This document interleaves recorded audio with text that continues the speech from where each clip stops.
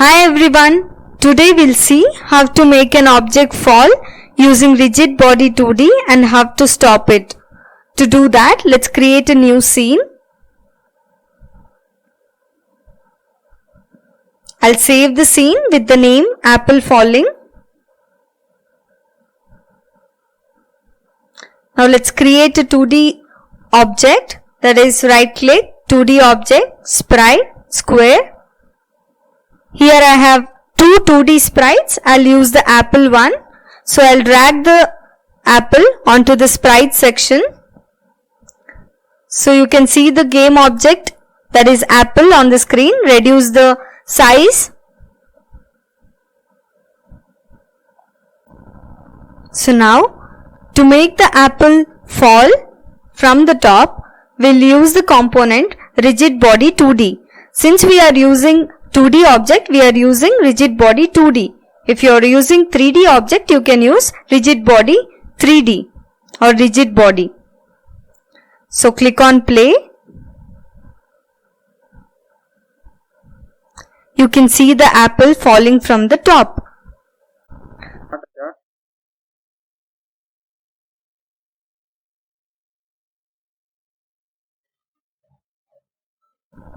So now let's stop the apple from falling. So let's create one more game object and drag the ground sprite. So you can see the ground on the screen. So reduce the size of the ground and move it to the bottom.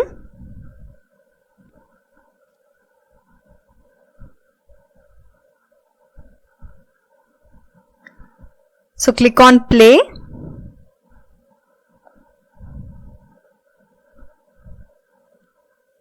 You can see the apple falling but not the ground because there is no Rigidbody2d component on the ground.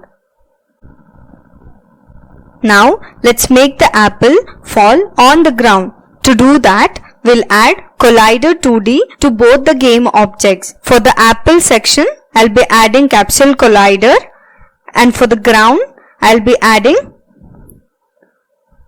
the Box Collider2d. Now when you click on play,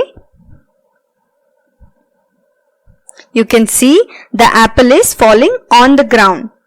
So now you can make the apple bounce back when it falls on the ground by adding physics material 2D.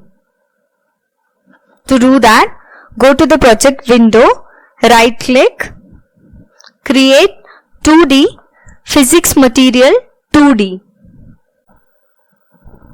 Since you want to make the apple bounce, so you need to add the physics 2D onto the apple component. That is, drag the new physics material 2D into the rigid body material component, and you can also change the value of the bounciness. Now I'll be giving 0.7.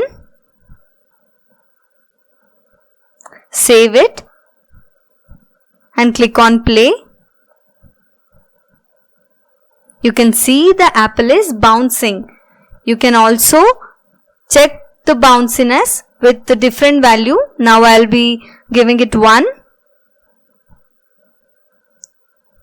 And when you play it, you can see the bounciness of the apple has increased. So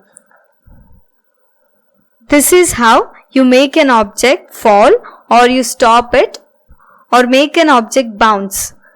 Thank you for watching the video. If you feel the video is useful, please don't forget to like, share and subscribe. Thank you.